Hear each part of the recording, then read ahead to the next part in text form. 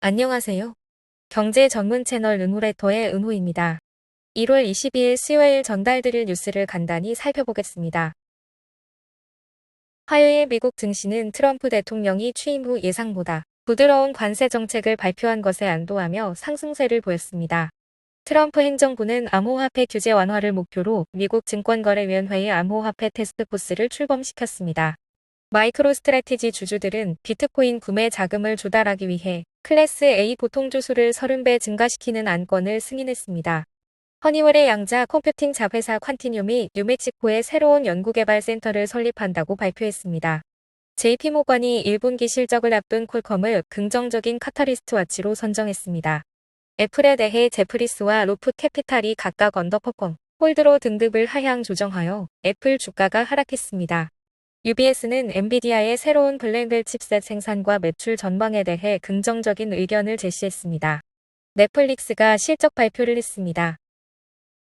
자세하게 하나씩 살펴볼까요? 화요일 미국 증시는 트럼프 대통령이 취임 후 예상보다 부드러운 관세 정책을 발표한 것에 안도하며 상승세를 보였습니다. S&P 500 지수는 0.9%, 다우 지수는 1.2%, 나스닥 지수는 0.6% 상승하며 한 달 내 최고치를 기록했습니다. 소형주 중심의 러셀 2000 지수는 1.8% 급등하며 가장 큰 상승폭을 보였습니다. 트럼프 대통령은 캐나다와 멕시코산 제품에 대해 2월 1일부터 25% 관세를 부과할 가능성을 언급했지만 전반적인 관세 정책은 세부적인 검토를 지시하며 직접적인 부과는 연기되었습니다. 이에 따라 관세로 인한 글로벌 무역 긴장이 예상보다 낮아질 수 있다는 기대가 형성됐습니다. 업종별로는 산업재 섹터가 강세를 보였으며 3M이 긍정적인 실적 발표로 주도했습니다. 또한 에너지 생산 촉진을 목표로 한 트럼프 대통령의 행정명령 발표에 따라 원자력 관련 주식이 강세를 보였습니다. 반면 애플은 제프리스의 하향 조정으로 약세를 나타냈습니다. 또한 중소기업 관련 지표와 긍정적인 인플레이션 데이터가 시장에 추가적인 상승 동력을 제공했습니다. 트럼프 행정부는 암호화폐 규제 완화를 목표로 미국 증권거래위원회의 암호화폐 태스크포스를 출범시켰습니다. SEC의 임시 의장 마크 우에더와 위원 헤스터 피어스가 이끄는 이 태스크포스는 명확한 규제 프레임워크를 개발하고 암호화폐 등록 및 공시 문제를 해결하는 데 초점을 맞출 예정입니다. 이 태스크포스는 업계와 협력해 투자자 보호, 시장 무결성, 혁신 지원을 목표로 하며 공청회와 의견 수렴을 통해 정책 방향을 구체화할 계획입니다. 암호화폐 규제 관련 법안 마련을 지원하고 상품선물거래위원회 및 기타 국내외 기관과 협력도 진행할 예정입니다. 마이크로 스트래티지 주주들은 비트코인 구매 자금을 조달하기 위해 클래스 A 보통주 수를 기존 3억 3천만 주에서 103억 주로 30배 증가시키는 안건을 승인했습니다.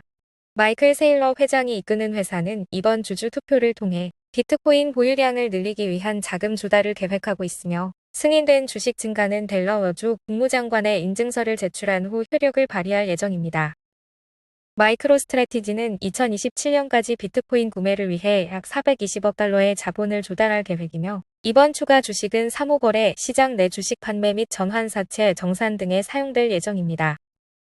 현재 마이크로 스트래티지는 비트코인을 11주 연속 매수하며 470억 달러 이상의 비트코인을 보유하고 있습니다. 이는 전체 비트코인의 약 2%에 해당하는 수치입니다.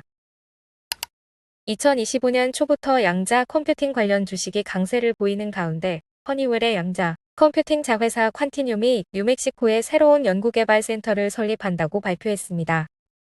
이 센터는 광자 기술에 중점을 두며 퀀티늄의 이온트랩 기반 양자 컴퓨팅 기술 발전을 지원할 예정입니다. 이번 발표는 뉴멕시코에서 약 8억 달러의 투자 효과를 가져올 것으로 예상되며 이 중 2억 1천만 달러는 주정부 지원, 2억 2천만 달러는 연방정부 지원, 나머지 3억 5천만 달러는 양자 컴퓨팅 기업들의 투자로 이루어질 전망입니다. 이 소식에 따라 허니웰의 주가는 1.3% 상승했으며 아이온큐, 퀀텀 컴퓨팅, D-Wave 시스템즈 등 다른 양자 컴퓨팅 주식도 10% 이상 급등했습니다. 퀄컴은 JP모건이 2월 1일 발표 예정인 1분기 실적을 앞두고 긍정적인 카타리스트 와치로 선정되며 주목받고 있습니다. JP모건의 분석가 3익채 터지는 퀄컴이 중국 스마트폰 시장에서 점유율을 확대하며 높은 성장세를 보였다고 평가했습니다.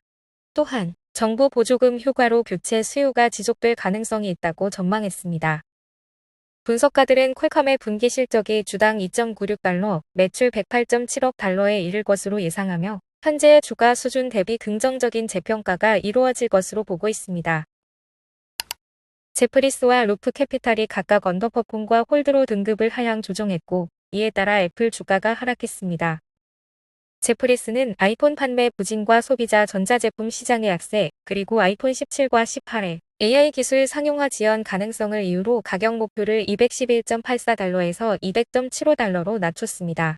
또한 2025 회계연도 1분기 매출 성장 목표치 5%를 달성하지 못할 것으로 전망하며 2분기에도 낮은 성장률을 예상했습니다.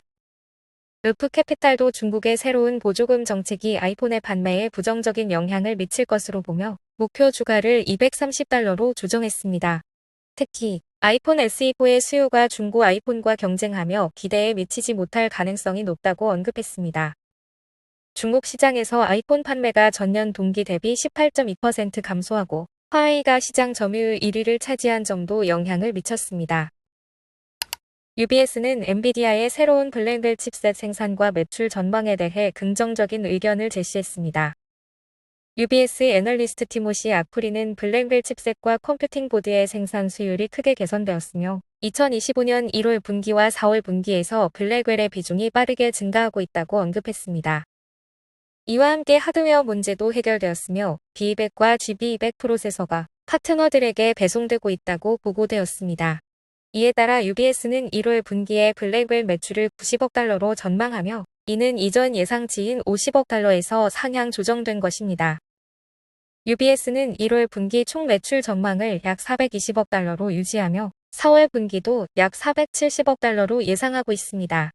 가격 목표는 기존 185달러로 유지되었습니다. 넷플릭스는 2024년 4분기에 1890만 명의 신규 가입자를 확보하며 분기 기준 역대 최대 증가를 기록해 총 구독자가 3억 명을 돌파했습니다. 이 같은 성과는 스포츠 라이브 이벤트, 오징어 게임 시즌2와 같은 인기 콘텐츠, 그리고 비밀번호 공유 단속 강화 덕분으로 분석됩니다. 4분기 매출은 전년 동기 대비 16% 증가한 102억 5천만 달러를 기록했으며 순이익은 18억 7천만 달러, 주당 4.27달러로 시장 예상치를 상회했습니다.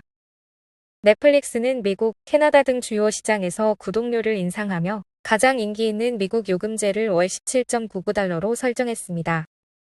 올해 매출은 445억 달러, 운영 마진은 29%를 목표로 하고 있으며 광고 기반 신규 구독자가 증가하면서 광고 수익이 2026년부터 본격화될 것으로 기대됩니다. 넷플릭스는 이번 분기 실적 발표를 마지막으로 정기적인 구독자 수 보고를 중단하고 매출과 이익 등 재무 지표에 초점을 맞출 계획입니다. 오늘 전달해드릴 뉴스는 여기까지입니다. 은호레터는 투자 권유가 아닌 정보 제공을 목적으로 하며 투자 판단은 구독자 본인의 책임입니다. 들어주셔서 너무 감사드리고 은퇴하는 그날까지 파이팅입니다. 도움이 되셨다면 좋아요와 구독 부탁드립니다.